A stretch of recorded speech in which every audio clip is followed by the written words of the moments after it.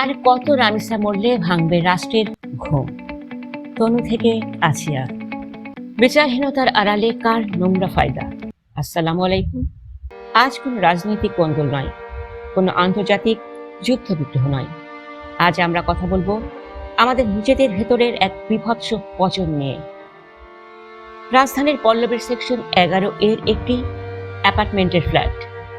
সকাল 10:30টায় যে ছোট্ট মেয়েটির তার বড় বোনের সাথে পপুলার মডেল হাই স্কুলের 2য় শ্রেণীর ক্লাসরুমে বসার কথা ছিল, সেই 7 বছরের নিষ্পাপ রামিসার নিথর দেহ পড়ে রইল বাথরুমের মেঝেতে। পাশের ফ্ল্যাটের নরম পিশাচ সোহেল রানা তাকে জোরপূর্বক ধর্ষণ করে গলা কেটে হত্যা করেছে। রামিসা তো চলে গেছে, কিন্তু রেখে গেছে এক ভয়ঙ্কর প্রশ্ন। আমাদের এই রাষ্ট্র কি আসলেই তার সন্তানদের রক্ষা করতে চায়, নাকি এই লাশের মিছিলে কোনো চোরা ফায়দা লুকিয়ে আছে? আজ আমরা কাঁদব এবং রাষ্ট্রের ঘুমন্ত বিবেককে টেনে তুলব।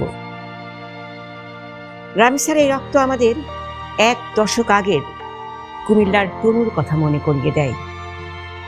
করিয়ে দেয় মাগুরার 8 বছরের শিশু আসিয়ার কথা। বছরের পর বছর যায়, শাসকের বদল হয়, সরকারের চাদর পাল্টায়, কিন্তু বদলায় না কেবল আমাদের শিশুদের ভাগ্য। যখনই কোনো আসিয়া বা রামিসার ধর্ষিত খুন হয়, ক্যামেরার সামনে এসে বড় বড় কর্তারা হুঙ্কার দেন। আইন উপদেষ্টারা টেবিল চাপড়ে বলেন 1 মাসের মধ্যে, 3 মাসের মধ্যে, দ্রুততম সময়ে বিচার হবে। কিন্তু ক্যামেরা চলে যাওয়ার পর সেই ফাইল ধুলো জমা পুরনো লকারে বন্দী হয়ে যায়। নারী ও শিশু নির্যাতন দমন ট্রাইব্যুনালে আজ হাজার হাজার মামলা বছরের পর বছর ধরে ঝুলে আছে।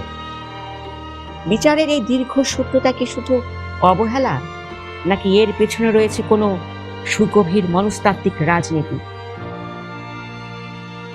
সমাজবিজ্ঞানীরা আজ এক ভয়ঙ্কর সত্যের দিকে আঙুল তুলেছেন। একটি রাষ্ট্র যখন জনগণের মৌলিক অধিকার, সুশাসন কিংবা নিজেদের ব্যর্থতা ঢাকতে হিমশিম খায়, তখন সমাজকে এক ধরনের বিচারহীনতার সংস্কৃতির দিকে ঠেলে দেওয়া হয়। যখনই কোনো অমানবিক ধর্ষণ বা হত্যার ঘটনা ঘটে, তখন গোটা জাতির মনোযোগ, ক্ষোভ আর কান্না চলে যায় সেই ঘটনার দিকে। মানুষ তখন ভুলে যায় চাল, ডাল, তেলের দামের ঊর্ধ্বগতি, ভুলে যায় রাষ্ট্রের বড় বড় দুর্নীতি আর অধিকার হরণের গল্প। অনেকেই প্রশ্ন তুলছেন, রাষ্ট্র কি তবে মনে মনে চায় কিছুদিন পর পর এমন বড় কোনো নির্মম ট্র্যাজেডি ঘটুক, যাতে জনগণের দৃষ্টি মূল সমস্যা থেকে ঘুরে যায়? এই পরোক্ষ অনীহা আর বিচারের বাণী নীরবে নিভৃতে কাঁদার সুযোগ তৈরি করে দেওয়া কি ধর্ষকদের পরোক্ষ অভয়ারণ্য তৈরি করছে না? রামিসার বাসায় দেশের শীর্ষ নীতি নির্ধারকরা গিয়েছেন, সান্ত্বনা দিয়েছেন, দ্রুত চার্জশিটের আশ্বাস দিয়েছেন।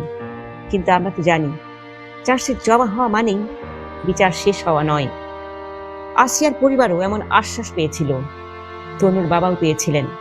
আজ রামিসার মায়ের শূন্য বুক। তার বিচারকে রাষ্ট্র কোনোদিন দিতে পারবে, যে দেশে প্রতি মাসে গড়ে 1/2 শিশু ধর্ষণের শিকার হয় আর বিচারের হার শূন্যের কোঠায়? সেই দেশকে কি আসলেই সভ্য বলা চলে?